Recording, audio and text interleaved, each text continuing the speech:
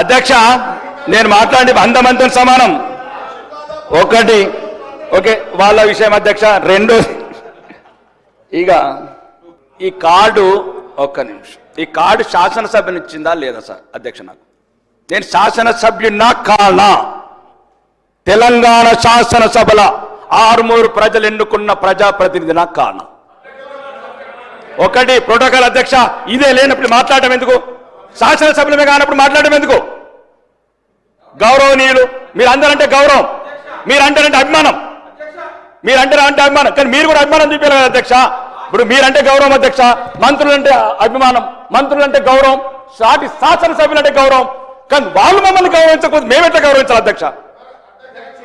నేనేమంటున్నాను అధ్యక్ష, ఈ దక్షిణ తెలంగాణ నిధులు నీ దోసుకోపోతున్నారు, అభివృద్ధి లేదు, అధికారం లేదు, అవమానం.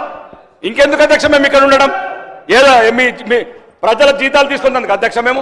దయచేసి అధ్యక్ష మీరు కన్న తండ్రి ఈ శాసనసభ, వాళ్ళైతే బయట ప్రభుత్వంలో. ఇగో మా సీతక్క గౌరవనీయ మంత్రి గారు సమాజం అని చెప్పి ఉద్యమంలోకి వెళ్ళొచ్చి ఈరోజు శాసన వ్యవస్థలో మంత్రి అయిన అక్క మాకు 5 కోట్లు ముంత, కాంగ్రెస్ వాళ్ళకు బిందెలు. ఏమక్క సమాజం అన్నావు కదక్క, ఎటువైందక్క? ఒక నిమిషం ఆగండి, నేను ఇది రుజువులతో చెప్తున్నాను అధ్యక్ష. అడుగడుగున అవమానాల పాలు చేస్తున్నారు. అభివృద్ధి లేదు, అధికారం లేదు, ఉల్టా అవమానం. ప్రతి అధికార వ్యవస్థని ప్రలోభ పెడుతున్నారు.